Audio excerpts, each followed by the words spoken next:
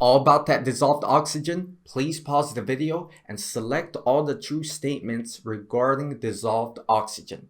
Then, after you attempted this, you can check your work with mine as we discuss the concept. We're asked which of the following statements are true regarding dissolved oxygen in a water body. Select all that apply. So this is a select all that apply FE type question. It's on the hard side. This is very hard and there is no partial credit. We either get all of them right and get the whole question right, or we don't. There's no partial credit.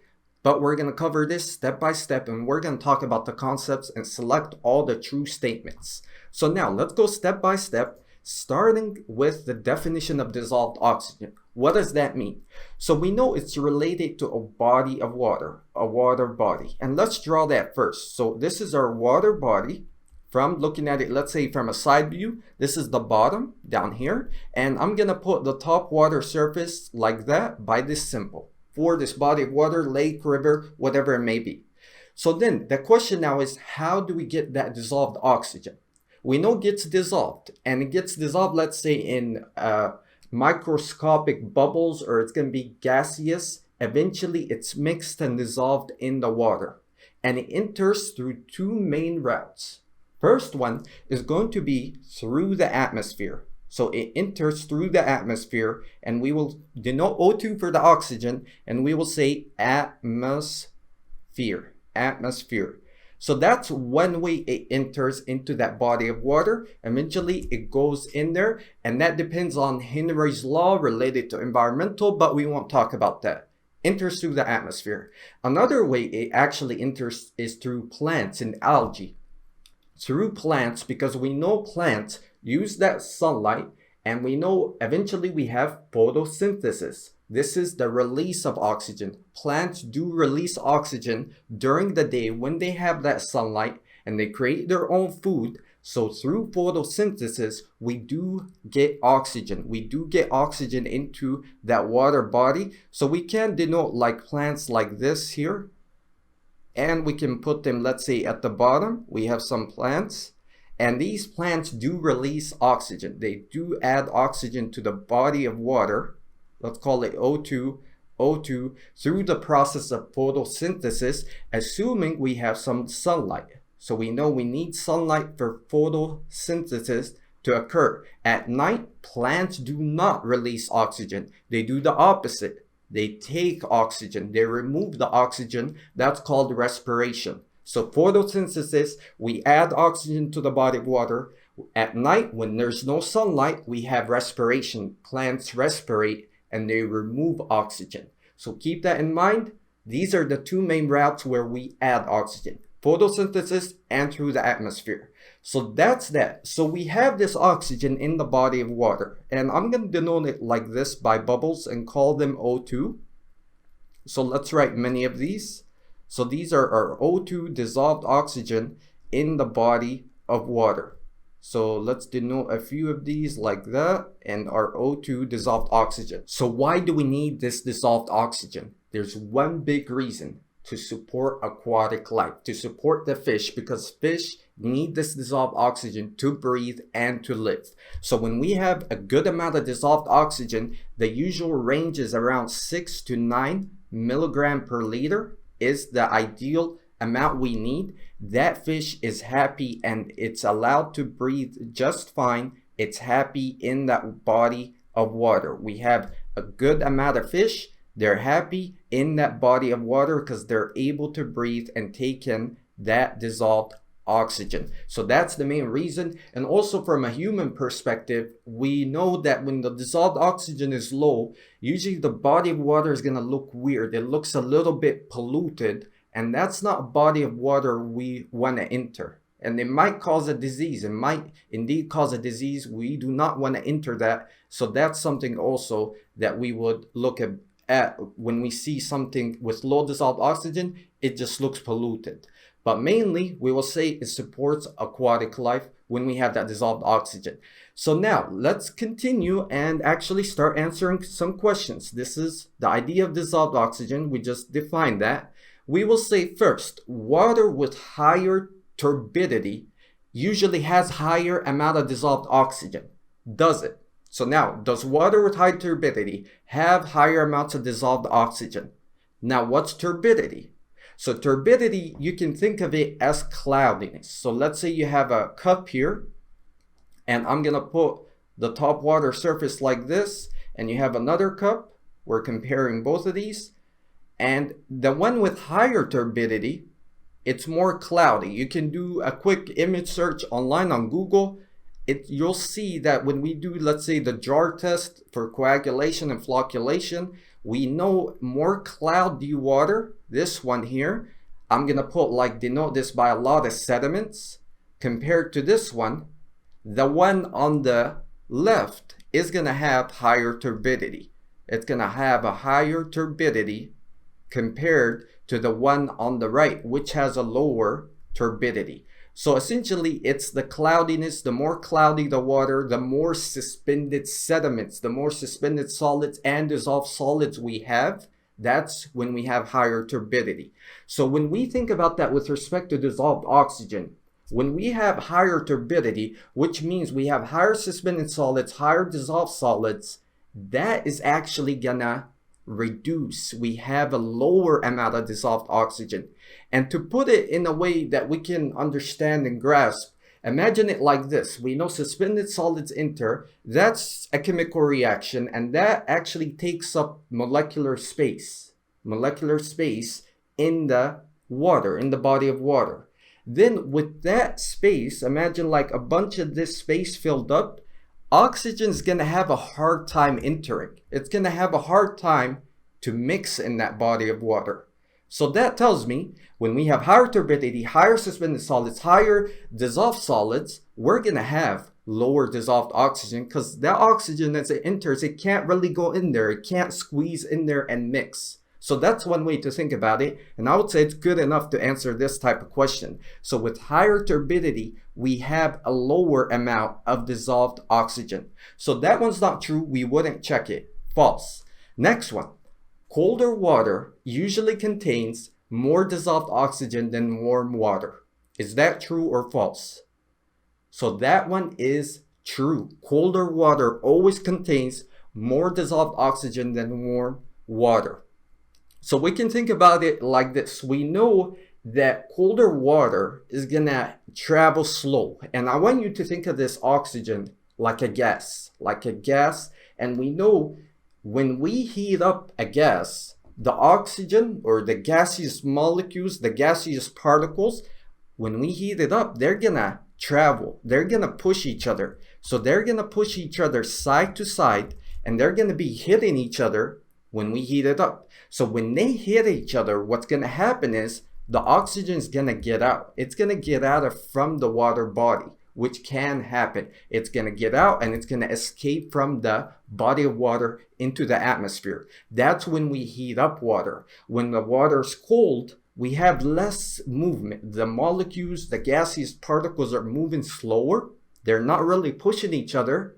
Therefore, less escapes from the body of water into the atmosphere. So that's one way to think about it. So colder water usually contains more dissolved oxygen than warm water. That one is true, so we're gonna check that off.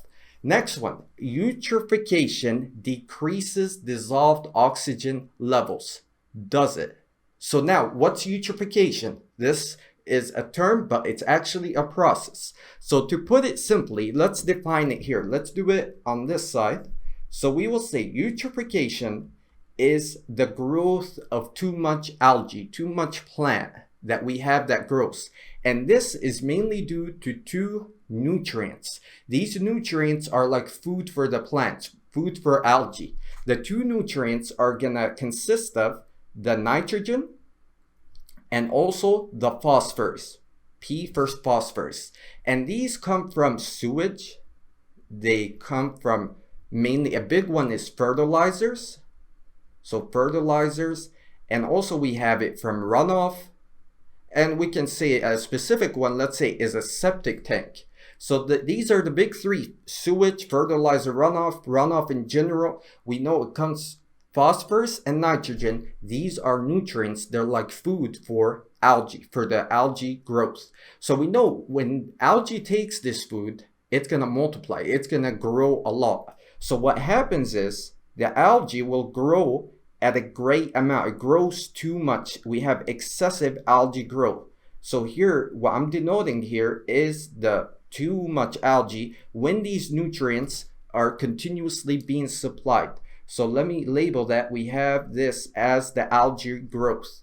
So when we have too much of that algae, eventually this algae is gonna die. So this algae will die, and then it dies and decays. Then imagine this algae dies and it's gonna go at the bottom. So it goes at the bottom, sinks down, and after it dies, because we have too much of it, it's just too much that grows due to phosphorus and nitrogen. So it dies at the bottom, then something happens. It acts like organic matter. It's like a pollutant. It's like it decays. It's just that it's just sitting there. So we call this organic matter. And this, you can think of it the same as sewage or other stuff like this. We can define as organic matter. And that organic matter is eventually gonna get eaten up. And it gets eaten up by bacteria. Bacteria, fungi, whatever type of organisms is in that water body. So here, this organic matter that came originally from too much algae is going to get eaten up. Let's denote these as our microorganisms. Our organisms, bacteria, fungi, and these here, our microorganisms, are going to eat up. So they're going to decay and decompose is the term we use, that dead algae, the organic matter. So now, when they do that, what are they doing? These bacteria, our microorganisms, are using up oxygen. They use up oxygen that's already in the body of water. So you can imagine this, the oxygen, the fish wants that oxygen. We want enough for the fish. But now there's a fight for that oxygen. The microorganisms is going to want to take it. So they want to take it up to continue eating and decomposing the organic matter. So they use up a lot of oxygen when they do this job. They're doing their job still, but they're taking too much dissolved oxygen that's already there, that's already essentially intended for the use of the aquatic organism or the aquatic life. So they take that dissolved oxygen and they keep multiplying. It's not like they don't multiply, they reproduce, keep multiplying, keep breaking down organic matter, take on more dissolved oxygen, and that actually reduces the dissolved oxygen levels in the body of water. And that whole process we just described is eutrophication. So we will say, if we go up top, eutrophication decreases dissolved oxygen levels. Absolutely. Because at the end, the microorganisms are taking that dissolved oxygen. They're using up a lot of the oxygen that's already in the body of water, so it gets reduced. Before doing the next one, if you're looking to pass your Civil FE exam this year in the coming months, you came to the right place. My Civil FE review course will teach you everything you need to know to pass your Civil FE exam in just a few months. So I'm going to help you build the right mindset where you're getting the basics right, where you're building consistency, where you're building a consistent, steady schedule, and you're learning how to study slowly, one step at a time. From there, we're going to do a lot of practice problems. We're going to apply practice. Because at the end of the day, the exam is going to give you FE type problems. And these are the problems we're going to tackle, dissect, and discuss the concepts. We're going to learn conceptually how to solve these and also calculation-based problems. At the end of it all, you're going to be building your own problem-solving abilities. And these are the abilities that are absolutely going to help you pass your Civil FE exam. If you're interested, check out the link below. Okay, next one. So it says waters with high amounts of salt have higher amounts of dissolved oxygen. Do they? Higher salt, does it have higher amounts of dissolved oxygen? They do not. And this is similar to what we discussed at the beginning, the higher turbidity. Because we know the salt amount is like a suspended solid. So this salt goes into the body of water. Eventually, it does dissolve. Let's say it's a dissolved solid. We know this is related to turbidity. And we can see that salty water, when you mix a lot of salt in water, it's going to be cloudy. So it is essentially like turbidity. So when we say high amounts of salt does not equal to higher amounts of solids, higher amounts of dissolved oxygen. It does not. It equals a lower amount of dissolved oxygen. So it should be lower with high amounts of salt. So now, next one. Waterborne microorganisms decompose organic matter, which in turn reduces the amount of dissolved oxygen in a water body. You should be able to answer this. We talked about this in eutrophication. Yes, absolutely. Waterborne microorganisms decompose the organic matter, and then that reduces the dissolved oxygen. Why? Because we know when they decompose the organic matter, organic matter can be sewage. It can be really any pollutant that we have or that we throw in that water body, any pollutant, the bad stuff. And in this case, it's just dead algae. And we know it decomposes that organic matter, it eats it up. And when it eats it up, it uses the dissolved oxygen. So the dissolved oxygen levels do get reduced. That one is true. Next one, runoff from roads and other paved surfaces can bring salts and sediments into the stream water, increasing the levels of dissolved oxygen. So we talked about this, turbidity, amounts of salt. So when we have runoff and other paved surfaces, we add salts and sediments into the stream of water. That is not gonna increase. It's gonna actually decrease. So this decreases the dissolved oxygen levels in the stream. That one is not true. More sediments, we have lower levels of dissolved oxygen. And you can think of these sediments also like erosion. So let's say at the bank of a river or a water body, if it's not stabilized pretty well, let's say stabilized with vegetation even. If we don't have that vegetation, erosion, we have more system, like that bank is more susceptible to erosion, and that sediment goes into the stream, reducing the dissolved oxygen. That's another form of sediments that can enter the body of water. Now the last one, dissolved oxygen levels in a water body are highest late at night. So this one's tough. Are dissolved oxygen levels highest late at night? They are not. They are not. So the way we can explain this, let's say we have the y-axis where I have my dissolved oxygen levels, and I have my x-axis that shows the time. Let's say this is my time scale here. Y-axis is going to be the DO levels. We know over time, at the very beginning, let's say we start from the morning, very early morning, 1 a.m., we have no sun. 2 a.m., 3 a.m., 4, 5, 6, 7. So we have no sun, but then eventually the sun starts to rise. And when the sun is there, what happens? We have photosynthesis. So when the sun is rising, when the sun is there, we have photosynthesis. And when we have that, the plants actually add dissolved oxygen, add oxygen to the body of water. So we know during the day when we have the sun, photosynthesis is happening the whole time. When there's no sun, we have respiration. What's going to happen is the plants are going to take up and use the oxygen through respiration. They remove the oxygen from the body of water. So we know that over time, let's say we go from, let's put this here as 6 a.m. 6 a.m. here, and this would be, let's say, 6 p.m. and we end at the end of the day somewhere down there. But we know, let's say at the beginning, we have very little dissolved oxygen.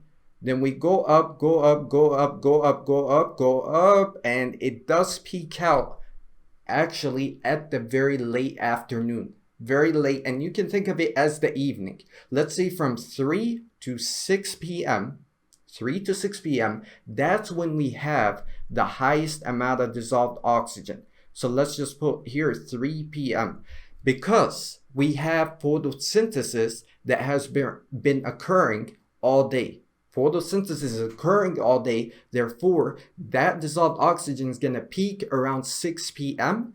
Then when the sun starts going down, we know it gradually drops because we have the opposite of photosynthesis, which is going to be respiration. So we know this is not true. It's usually the highest late in the noon or late evening. We will say around the evening, late afternoon, late noon, late evening, from 3 to 6 p.m. That one is not true. So we know the true ones are going to be the second, third, and the fifth statement. And that's all for this.